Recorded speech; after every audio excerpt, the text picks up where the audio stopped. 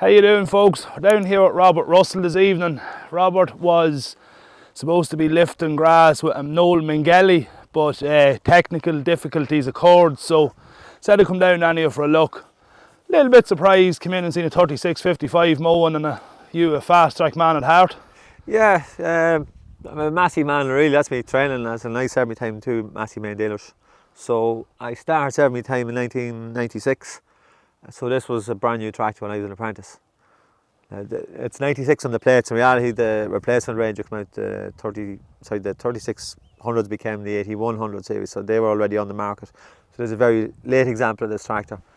But yeah, they'll always be Massey in me bones no matter what. And it's kind of a bit ironic years later that Massey are using the same transmission as, so there's a Fastraxx there behind you, Dwayne, if you didn't notice it. Yeah. It's running with a Sisu engine. And what engine? Sisu, as in Valmet. Oh, right, Valtra, whatever. And an Agco transmission, which is a Fendt, so you can get that in a Massey as well. So I'm going to say it's half a Massey over there behind us, even if it's yellow. What is the significance of the Massey to you?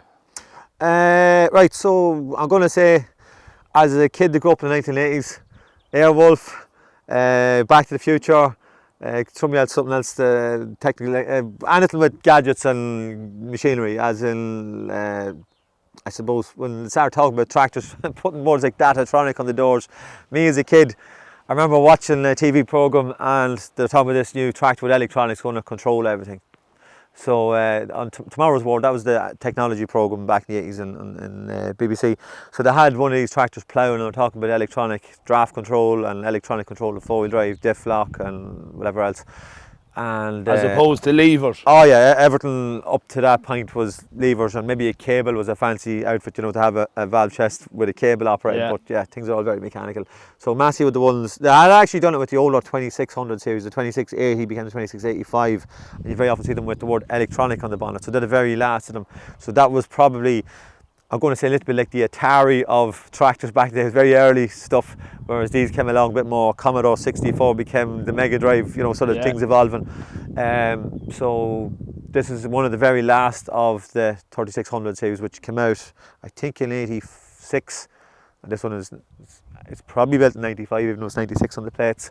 So 10 years later, this became the next range. So that's where the love for Massey's came from. Yeah, that's it. That's pretty much it. What about this particular model of tractor? We'll say, what made you decide to buy a 3655? Well, it didn't quite happen like that. No? No, it sort of landed in my yard. Like we're running a garage anyway, so we're repairing machinery. Fastraxx, so Russell Fastraxx, surely. We'll give them a plug. Yeah, give them a plug. Yeah, I got asked would I be interested in looking at a hydraulic problem in this tractor. So I was sent up by a customer. I didn't know the man of the tractor at all. He said, yeah, I'll have a look. So they arrived up in lorry one day and he towed it off, and he I think the original owner, the owner I dealt with, I think he'd sort of fallen out in love with it because he'd probably done a few different repairs and the repair bills kept mounting, and he had a lot more bills than he had tractor. Yeah, these things happen. Yeah, so anyway, it was put to me that maybe I'd be interested in buying it, or someone might know to buy it, and I just kind of had a look at it. It was in my yard for a few weeks before even he paid more cheap, but I started to have a closer look, and it's, you know, there's not that many of them around anymore. No, there wouldn't be. So yeah, my eyes lit up a little bit anyway, but I couldn't tell him that, you know. And to pretend you weren't interested. Yeah, and I think we were actually renovating the house here at the time as well. We bought this house in 2020 or thereabouts. I think it was 2021 or 22 this came in. This is fairly new to the fleet. Oh yeah, this is only around, I think this is probably the second year I mowed it. Third year, I'm trying to remember. So yeah, I think 2022 anyway, we done the deal. Yeah, we were finishing renovating the house at the time. And sure, look, we've done a lot of sweating over the house, and this thing just arrived on my doorstep. And so look, we struck a deal, but it was a fixer-up, but there was big problems in the back end. And I knew there was probably going to be more things to be found. Like since then, we've put in a front diff, the whole front axle was rebuilt on it, steering rams, everything else in there.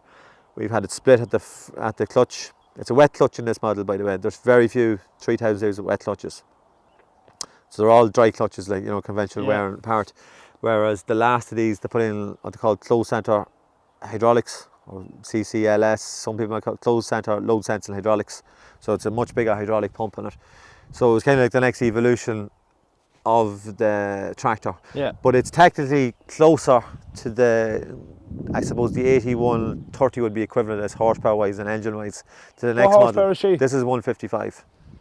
Fair tractor in a day. Yeah, always a monster of a tractor. So the next biggest model is 3670, 3680 and 3690, which all use Valmet engines. So they are significantly longer inlet. These are I actually think these are a tidier tractor to look at. Now, someone would say 36, whatever it's going to be, the 90 obviously the one. But you have this big wide bonnet with a piece put on. It's I'm going to say, some people might call it a little bit ugly. I think these are the pretty tractor. Yeah, they were class. These are the better, smaller, younger sister, whatever you want to call it, you know. So, but then it's got a Perkins engine, which I know really well, and I just thought it was a nice size of a tractor. But I didn't go out looking for it, just sort of turned up on my doorstep. Sometimes that's the best way. It's the best way, surely. So you're after mowing many acres here? Oh, I'd love to tell you I mowed 100 yesterday, but we knocked a day out of mowing, maybe 7. Well, it wasn't quite a day, no, we knocked a few hours out of it. Probably spent more time asking lads to to stop and take a bit of footage. We got nice footage there, we'll put that in the video as well, but you're happy at it? Yeah, sure, look, it's blowing off a bit of steam. Some people play golf, some people, I don't know, whatever they do. You cut your lawn? Yeah, this is my lawn here. This is a 3-acre lawn on the front here and a 4-acre lawn at the back, so that'll do me. Yeah, you're happy at it? Yeah, so what harm? Could be doing much worse things. If you put this and a Fastraxx beside each other, you're going to, we'll say mow grass, obviously you're going to pick this. Would this win over the Fastraxx? I'd say the Fastraxx is like getting into a new car and driving it. It drives grand, yeah, it's a good job. But getting into that is like getting into something. You're kind of stepping into the past, and you feel the track. You're moving levers. There's plenty of. You're driving it. Yeah, you're very connected to it as well. Yeah, definitely. Whereas you get into another one, like say if you were to put a mower onto that 40 or 20 behind you, you'd be setting up touch screens, you'd be hitting your forward speed and your PTO and program it and just let it drive itself nearly. And if you were to go to the next level, you could have GPS steering around the field. Like that was not an option on a tractor this generation at all. Now you could add a kit to it in modern times, certainly. you could. But no, it definitely wouldn't be on the list at that day, at the time it was launched. No, you feel the tractor. That's so it's definitely a driver's tractor. No, but when I hop up on this, I love driving it. And there's a little bit of a slightly, what would I call it, unoriginal sound of it in this. There is, I noticed that the minute I drove in, there is, and plenty of black smoke out of it too many times.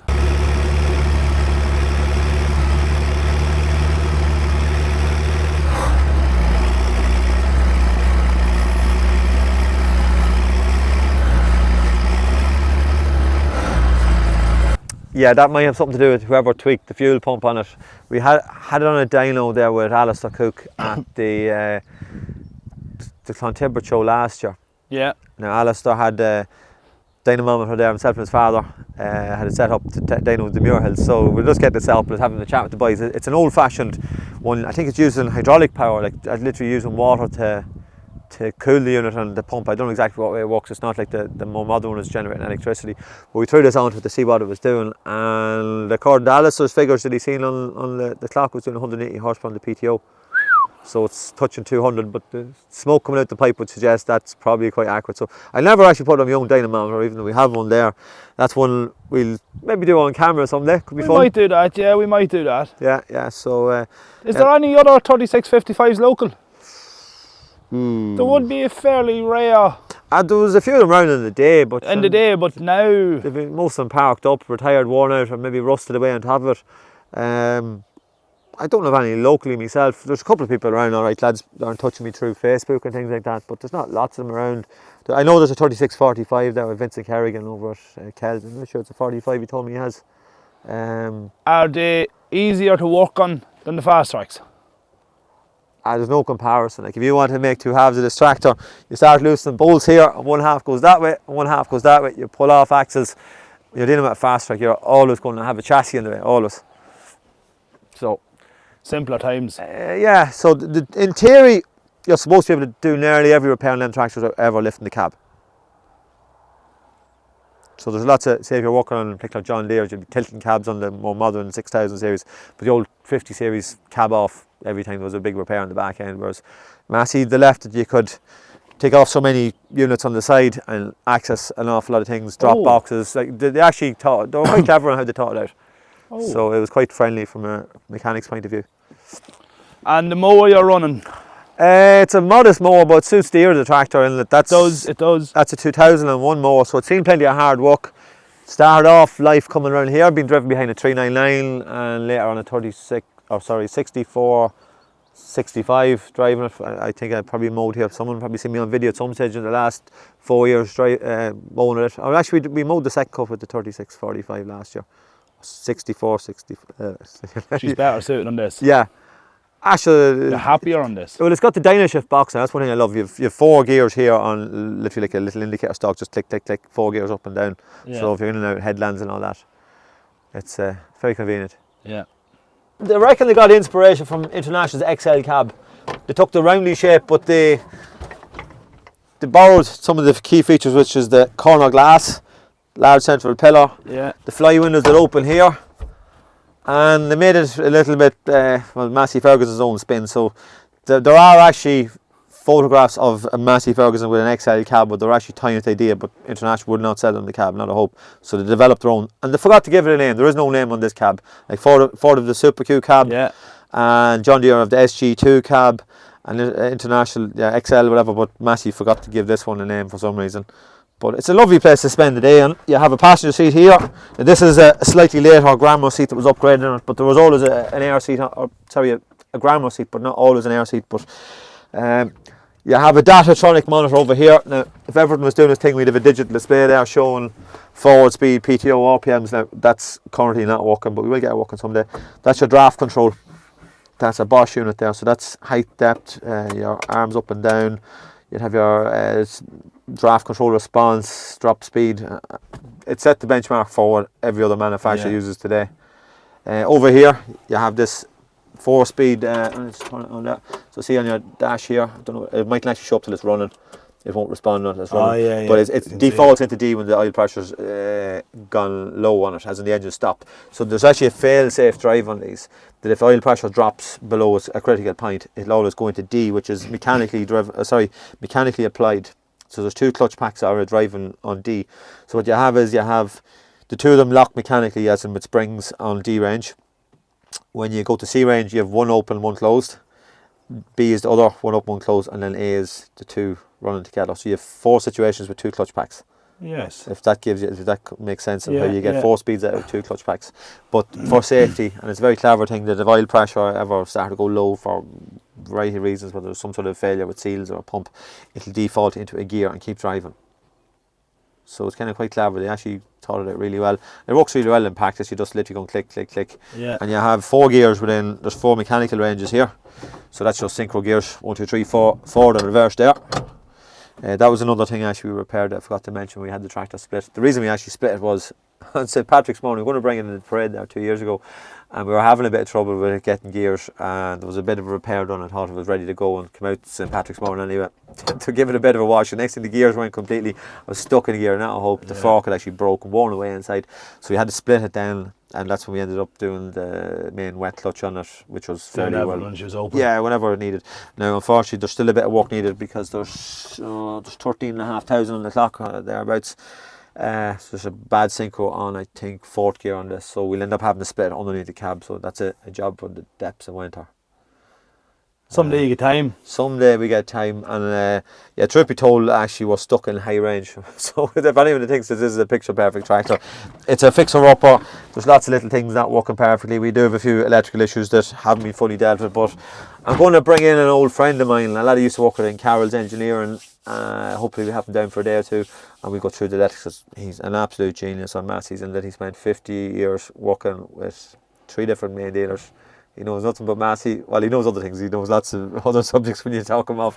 Nothing to do with things mechanical, but Massey's was his blood from 15 years of age. Element with this. Oh, complete, yeah. So this was his absolute heyday. So he'd remember the 3000 series coming out and all the developments, and going from dealing with like some Massey 590s and 595s and 188s and all that into the 200s, then later the 300s, and then the 3000 series. So the 300s are all levers, everything's mechanical. Yeah. That was the farmer's, I'm going to say a typical average farmer's machine, just for, it's going to keep going no matter what, whatever you throw at, whereas these, a light comes on and you might have to get someone that knows that involved first. Yeah. Hammering the biceps to fix most things in the 300 series. So the way it should be. Yeah, they're not a bad cab to spend a day in. Like, you have it. kind of again like the XL cab, you have a great corner view. Like when you're mowing there, you're looking straight out the mower all day long. You're not looking through a cab pillar. You obviously have a big pillar here, but you're kind of looking there and there. I don't know. It's a lovely place to be. You have a nice elevated driving position. I'm going to call it a flat floor. It's not perfectly flat, but it's quite good for a stay, and you have a lovely viewpoint. If you want to, I'll let you jump in there and have a little look from inside.